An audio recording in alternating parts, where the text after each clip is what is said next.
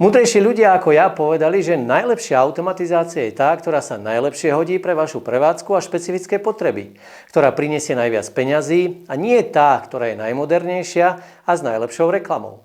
Ako mnohé iné technológie, aj roboty, ktoré zvykneme slangovo nazývať kolaboratívne, zažili od svojho prvého uvedenia na trh pred 18 rokmi svoj vývoj.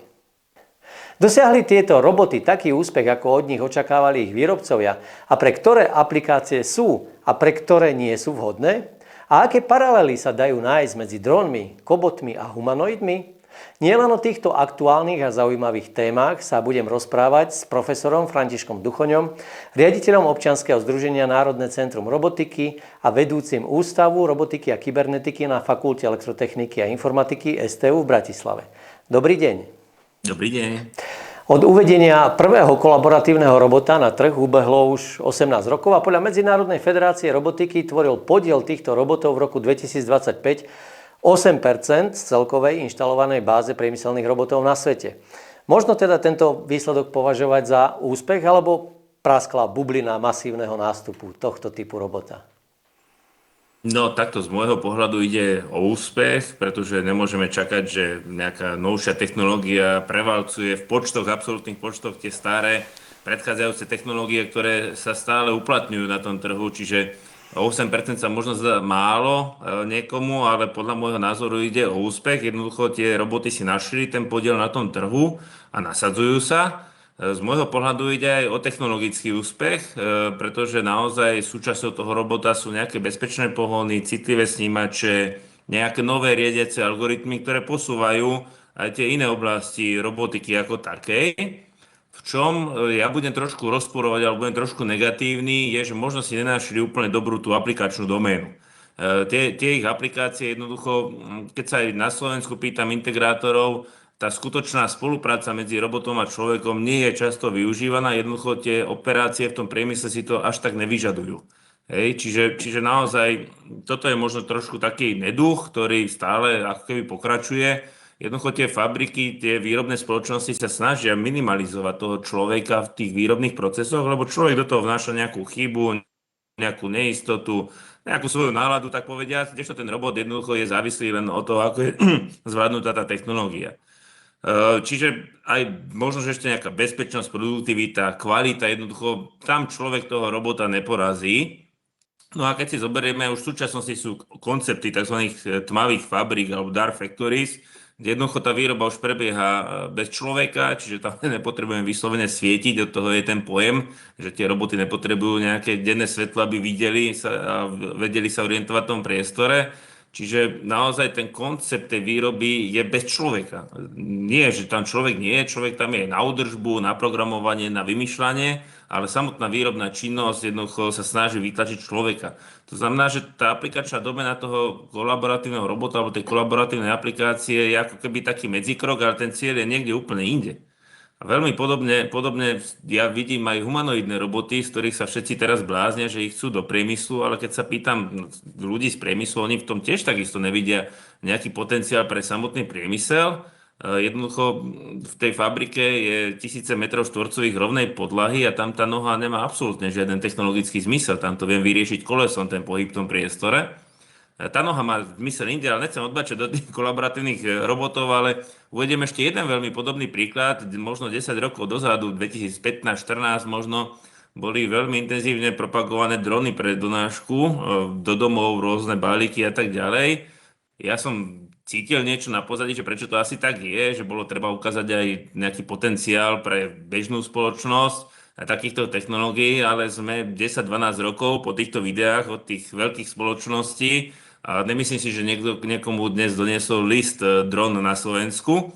Aby som to zase nezhanil, tak Izraelci tento systém majú zvládnutý, ale to si vyžaduje oveľa väčšie úsilie, investície a tak ďalej. Hej, čiže aj tie kolaboratívne roboty možno, že ako keby nejakým spôsobom boli postihnuté nejakým tým marketingom. Takže takto ja vidím ten priestor najmä v tej servisnej robotike, ale k tomu sa asi ešte dostaneme. Tak poďme ešte na úvod uviesť na správnu mieru aj tú terminológiu. Minulý rok dve významné normotvorné organizácie ISO a ANSI zrušili pojem kolaboratívny robot, respektíve kobot, a nahradili ho termínom kolaboratívne aplikácie.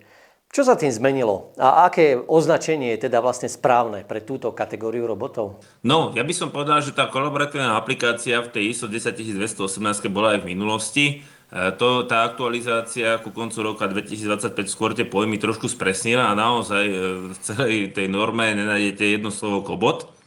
Čiže naozaj sa zaviedli pre ten priemysel iba dve triedy robotov, ktoré majú nejaké parametre. To asi sa nemusím úplne venovať tým číslam, ale ten kobot, ja si myslím, že to je také trošku slangová vec v týchto končinách Slovenskej Českej republike, pretože kobot sa bežne používal aj v zahraničí, ale v zahraničí znamená tá skratka ako compliant, čiže poddajný robot. Čiže to nie je, že robot, ktorý s vami ide spolupracovať, ale má poddajný pohon a nejaké citlivé meranie síl. Čiže keď sa ho dotknem, neublíži mi. A z tohto vzniklo podľa mňa také, že spojilo sa ako keby na Slovensku a v Česku kolaboratívny a do toho ten robot a takým spôsobom trošku vznikol taký mix všetkých tých pojmov. A samozrejme ľahšie sa nám vyslovuje kobot, ako tu budem hovoriť cieľovo poddajný robot, to by ste ma to všetci zabili a že všetci by na mňa kúkali, pozerali, ale zároveň v tej oblasti akademickej ten kobot je používaný, ale naozaj neznamená kolaboratívny. Dobre?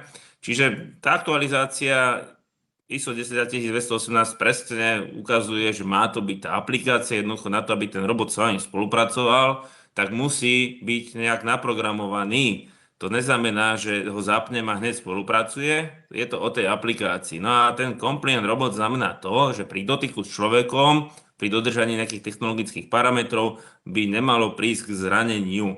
Takže takýmto spôsobom sa k tomu pozeráme. No a ja by som možno ešte k tej norme dodal, že takisto sa nie že veľmi, ale ako keby zlepšilo posudzovanie rizík v nejakom pracovnom prostredí toho robota. Pre zaujímavosť už sa spomína aj kyberbezpečnosť v rámci robotiky, takže toto sú asi dôležité parametre a naozaj odporúčam sa tomu intenzívne venovať. Ak sa pozrieme na to, čo deklarujú výrobcovia silovo podajných robotov a porovnáme to s priemyselnou realitou, dostávame sa tu do konfliktu marketing versus prax.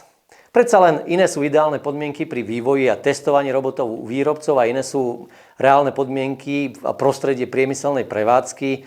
Iná je nosnosť robota pri skrčenom ramene, iná pri vystretom ramene s cieľom maximálneho dosahu. Prichádza niekedy teda k rozčarovaniu na strane koncových zákazníkov v tom, čo od silovo podajných robotov očakávali a aká je skutočná realita? Áno, toto sa stáva často, ale to nie je len záležitosť tejto podajnej robotiky, ale aj robotiky ako takej. Ja si myslím, že kľúč je v nejakom vzdelávaní, v nejakom rozširovaní povedomia o robotike. Ja môžem zase len ponúknuť tie naše kurzy, ktoré máme stále v dispozícii v rámci toho programu Inžinier 4.0. Každopádne vrátim sa k tej otázke. Ten marketing v robotike, ako som už na viacerých príkladoch uviedol, sa vyskytuje naozaj pomerne často. Z hľadiska tých podajných robotov mne pomerne často prekáža, keď niekto prehlasuje, že ide zvárať s takýmto robotom.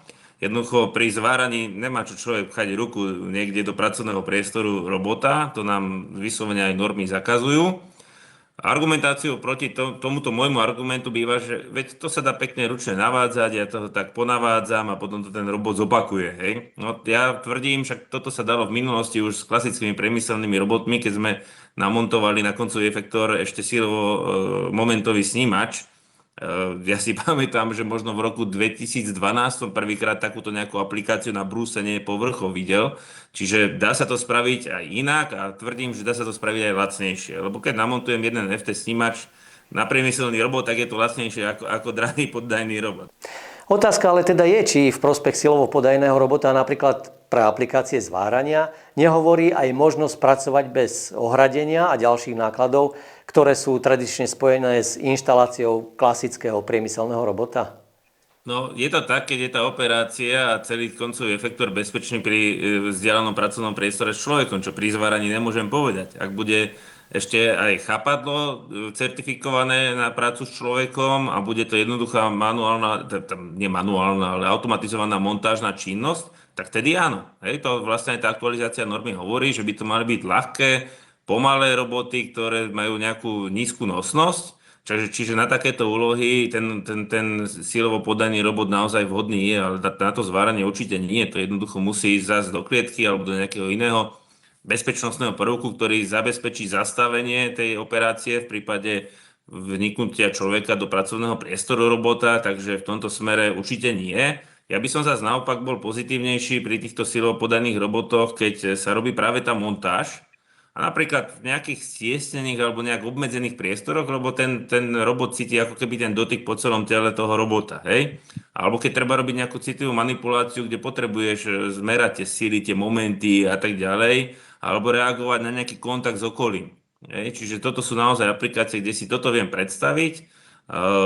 Takisto, keď sa spomínali tie pojmy tuhosť, nosnosť a tak ďalej, no tiež vždy platia za nejakých určitých podmienok a ten výrobca by toto mal deklarovať, za akých podmienok platia. Ak to nedeklaruje, tak ja ako nejaký nákupca nejakého robota by som trošku zbystril pozornosť, že síce on mi povie, za ideálnych podmienok je to takto, ale na konci dňa ma to v iných než ideálnych podmienkach môže prekvapiť a potom sa všetci čudujú. Čiže niekedy nám tí predajcovia robotov robia aj trošku tak zle, že nasľubujú hory doly, pomaly Terminátora, že všetko vyriešime. Ale potom, keď prichádza na lámanie chleba, tak je sklamanie a tak ďalej. Ťažko sa s tým potom niekedy bojuje a presvieča, že teda vieme to takto spraviť, takto nie. Ale zase musím byť optimista a som optimista. Na Slovensku sa toto už dosť minimalizuje, že naozaj tí ľudia začínajú hovoriť pravdu o tom, čo to vie, čo to nevie a radšej nejdú za každú cenu do nejakej implementácie, len aby sa zarobilo. Kľúčovým slovom je teda aplikácia. Podľa nej sa vyberá vhodný typ robota. Aké typy aplikácií sú teda pre silovo podajné roboty ideálne a naopak? Kde by vôbec koncový zákazník nemal o ich nasadení ani len uvažovať? Tak tá norma nám to veľmi pekne špecifikuje. Jednoducho, keď mám na koncovom efektore robota niečo nebezpečné, v úvodzovkách nech si to čitatelia alebo teda sledovatelia predstavia, že na moju ruku niečo pôsobí, no tak zváračku asi nechcem tam napchať svoju ruku pod zváračku, takisto nejaký ostrý predmet, ja neviem, nejakú rezačku, možno nejaké lepenie. Jednoducho tam nemôžem hovoriť o nejakom vzdialenom pracovnom priestore s robotom.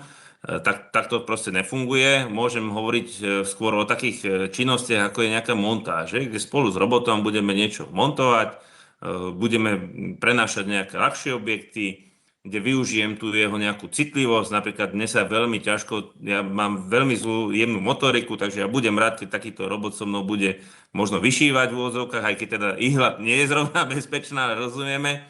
Pre zaujímavosť, nedávno sme mali profesora Hofbauera z Rakúska a takisto sme debatovali o tom, že je istá miera rizika, ktorú by sme mali dovoliť týmto robotom, že by nás mohli zraniť. Pretože on uvádza veľmi dobrý príklad. Keď idem krájať uhorku s ostrým nožom, tak tiež nepredpokladám, že sa ako keby pokrájam v úvodzovkách alebo zraním, ale sem tam sa to stane. Ale to neznamená, že si zakážem vstúpiť do priestoru s tým nožom. Čiže aj toto budú asi veľké diskusie, veľké otázky, ako toto nastavovať a samozrejme so zlepšujúcou sa technológiou asi budeme schopní lepšie akceptovať túto mieru rizika. Zatiaľ to tak žiaľ nie je, zatiaľ tie normy sú dosť striktné. Ale kde by som teda videl tie roboty, tak naozaj tie montážne operácie, nejakú jednoduchú logistiku, manipuláciu s predmetmi, ktoré nie sú príliš náročné na uchopenie. Naopak, úlohy, kde vyžadujem nejakú vysokú dynamiku, čiže veľké rýchlosti, veľké nosnosti, alebo veľmi presnú a tuhú manipuláciu, tak tam asi nie. Čiže tam by som ich nevidel. Naopak, síce sa bavíme stále o priemyselnej robotike, existuje ešte segment servisnej robotiky, kde teda sú to roboty, ktoré poskytujú nejaké služby a takéto rámeno si viem predstaviť na rôznych podvozkoch, ktoré my by sme vedeli dobre využívať tú ich citlivosť. Napríklad pri zbere jahôd alebo niekde takto v poľnohospodárstve, kde potrebujem cítiť, ako silou tá jahoda mi vie povoliť a keď nevie povoliť, tak asi ešte nie je úplne zrelá, tak nebudem ju na silu ťahať. A tú citlivosť toho robota práve by som tuto vedel využiť. Ešte iná oblasť spomeniem, aby teda sme mali nejakú predstavu, tak napríklad v zdravotníctve, pri nejakej rehabilitácii pacientov. Aj u nás sa vyvíjajú nejaké veci, kde keď sa rehabilituje napríklad nejaká končatina po nejakom zranení, tak my vieme zabezpečiť, že teda nejakou konkrétnou sílou, konkrétnym momentom tú končatinu naťahujeme a vieme vyhodnotiť, ako reaguje ten pacient. Toto často sestrička má nejakú intuíciu, že ona trošku viac potiahne, menej a tak ďalej, boli, neboli, sa pýtame. Ale keď chceme toho pacienta niekam potiahnuť alebo niekam ako skôr dostať naspäť do života, potrebujeme tie objektívne merania.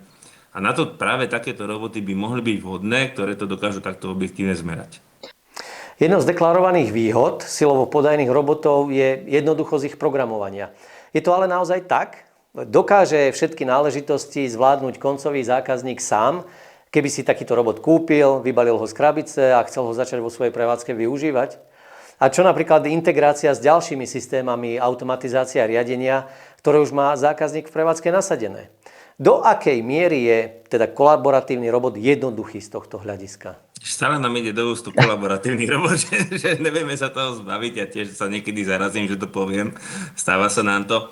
No, ak by to bol samostatne stojací robot vykonávajúci činnosť nejakú jednoduchú, to si viem predstaviť, že by to ten zákazník zvládol, ale ako si už spomenul, jednoducho ten robot je integrovaný v nejakom širšom výrobnom systéme a jednoducho treba to integrovať na ďalšie nejaké stroje, nejaké riadiace systémy, nejakú možno pridanú senzoriku, nejaké informačné systémy podniku, čiže to nie je len o tom, že zapnúť a nechať ho nejak bežať, jednoducho niekto musí aj prebrať zodpovednosť za to, že to v celom systéme nejak funguje. To jednoduché programovanie je síce pravda, ale ja tvrdím, že toto je zvládnutelné aj s klasickými priemyselnými robotmi. Jednoducho to nie je argument, že teraz len kobot to má. Pri tej klasické priemyselnej robotike sa to ďalej rozvíja a samozrejme sa to čoraz viac zjednodušuje. Na druhej strane sami vieme aj pri PLCčkách, že síce nejaké veci dokážem blokovo naprogramovať, ale niečo jednoducho potrebujem naprogramovať v nejakom jazyku, pretože to ešte nie je nachystané, lebo som narazil na takú špecifickú vec. Hej. Čiže ja by som tu jednoducho z programovania naozaj zvážil len pri nejakých standalone aplikáciách s nejakou jednoduchou činnosťou. Vtedy áno. Ale ostatné zostávame pri absolútnej klasike, ktorá je typická pre priemyselnú robotiku. Tam sme teda ešte podľa môjho názoru nedospeli a jednoducho toho skúseného integrátora potrebujeme. Ja vidím skôr taký potenciál v takej prirodzenej interakcii medzi robotom a človekom, kde jednoducho veľa tímov vo svete a vrátane nejakej časti aj nášho tímu sa venujeme veciam, aby tá komunikácia medzi robotom a človekom nebola cez touch pendant, cez klávesnicu, cez monitor obrazovky, ale naozaj, aby sme využili to, čo je pre nás ako keby prirodzené, čiže či už je to tá reč, však aj teraz sa spolu rozprávame, nejaké gestá, prípadne možno nejakú adaptáciu správania sa robota na to, kto pri ňom pracuje. Hej, že iné, keď príde Jožko Mrkvička ráno, v pondelok, iné, keď je Jožko Mrkvička v stredu, už je viac unavený, alebo príde Marienka, hej, ktorá jednoducho nemá také parametre, možno rýchlostné alebo dynamické, ako Jožko Mrkvička, a na druhej smene robí Marienka, takže ten robot by sa mohol vedieť prispôsobiť a toto sa mi zdá niečo, čomu sa určite treba venovať a kde sa dá získať veľa benefitov aj práve pre silovo podajné roboty. Nazýva sa to všeobecné human-centric prístupy, čiže sústredujeme sa na to, aby človek bol v strede toho diania, nie robot, lebo momentálne sa skôr človek prispôsobuje robotu, ale snažíme sa tie roboty prispôsobovať človeku, čiže tuto vidím naozaj perspektívu, ktorá zasiahne asi do robotiky veľmi silne. Spomínaný human-centric prístup je často uvádzaný aj v súvislosti s ďalším pojmom priemysel 5.0. Smerujeme k tomuto konceptu, kde všetky náročné, opakujúce sa veci prenecháme strojom, umožníme komunikáciu človeka s technológiou prostredníctvom ľudskej reči či gest a človek bude stáť za kreatívnou, sociálnou či emocionálnou stránkou práce? Áno, ako tá motivácia je naozaj, že to, čo nás nebaví, by sme chceli nahradiť prácou nejakých strojov, aby bola vyššia efektivita, produktivita, jednoducho tá spotreba celého sveta neustále vstúpa, či už z hľadiska rôznych produktov, ktoré priemysel vyrábal, z hľadiska poľnohospodárstva, takisto napríklad aj v tom zdravotníctve jednoducho tie sestričky nabehajú že kilometre po tej nemocnici len kvôli tomu, že donesú prádlo, donesú lieky. Toto dneska vieme vyriešiť robotikou a skôr chceme využiť tú ich odbornosť, na tú diagnostiku pacienta, prípadne nejakú komunikáciu s pacientom a tak ďalej. Čiže v tomto smere tá robotika naozaj smeruje k tomu, aby ten človek sa venoval tomu, čo je typické pre človeka, nejaká tá kreativita, nejaká sociálne zručnosti a tak ďalej. Jasné, môžeme diskutovať o tom, že to má aj nejaký negatívny dopad, ale vrátim sa ešte k tomu Industry 5.0, to viem, že ma s tým vždy chceš provokovať, pretože ja nie som zastancom tohto pojmu. Ja hovorím, že už 4.0 o tomto hovorila, že človek je centrálnym nositeľom aktivity v priemysle 4.0. voči tej 5.0, ktorá vznikla na pôde európskej, sa ohradila práve aj tá nemecká časť tej odbornej verejnosti, ktorá vlastne toto napadla, že veď my sme to definovali už v tej štvorke, ale nechcem k tomu odbáčať. Jednoducho, ja som zažil už v projektoch dokonca niekde z Estonska, že 6.0, 7.0 a mne už to príde, že čím viac pasíkov, tým viac Adidas, ale ja rozumiem tomu marketingu okolo toho, ale netreba sa tváriť, že sme otvorili ako keby nejakú super vec. Jednoducho ten human-centric prístup je prirodzený. Ja si pamätám, že možno prvýkrát že ten pojem počul niekedy v roku 2015, možno, hej, čiže v tomto smere nevidím, že by sme niečo nové objavovali a bolo by k tomu potrebné zavádzať nové pojmy, to určite nie. Prirodzený vývoj neobchádza ani silovo podajné roboty. Do akých oblastí bude v najbližších rokoch smerovať ďalší vývoj týchto robotov a vôbec, či sa majú po technologickej a konštrukčnej stránke tieto roboty kam posunúť? No podľa môjho názoru nie, pretože fyzika je platná a jednoducho kinetická energia je 1/2 mv na druhú. Hej? Čiže tam máš dosť jasne povedané, čo ťa limituje, akú kinetickú energiu pri dotyku prenesieš. Čiže keď som ťažký, tak musím byť pomalý, lebo to ide ešte aj s druhou mocninou rýchlosti. A keď som rýchly, tak musí byť ľahký, hej? Aby som neublížil, aby som tú kinetickú energiu neprenášal. To som povedal veľmi skrátke, zjednodušene. Samozrejme, tie vzorce sú trošku komplikovanejšie, len pre tú predstavu. Jednoducho tá dynamika musí byť obmedzená, aby neprišlo k tomu ublíženiu a takto to jednoducho je. Viem si predstaviť, že prídu nejaké senzorické systémy, ktoré budú v úvodzovkách preháňať to, že 100% spoľahlivé, ktoré tú dynamiku ako keby umožňa zvýšiť tedy, keď nebude hroziť riziko. To sa ostatne deje aj teraz, aj pri tom zonovaní, že ten kolaboratívny režim sa zapína až vtedy, keď je človek v skutočnom pracovnom priestore človeka, nielen, že ide 2 metre okolo a síce nevie na mňa dosiahnuť, ale jednoducho takto je. Čiže tá dynamika asi sa bude rozvíjať, to sa stále v robotike deje, jednoducho roboty sú stále väčšie, rýchlejšie a presnejšie. Toto sa určite bude rozvíjať, to som si 100% istý, ale to sa deje štandardne v robotike ako takej.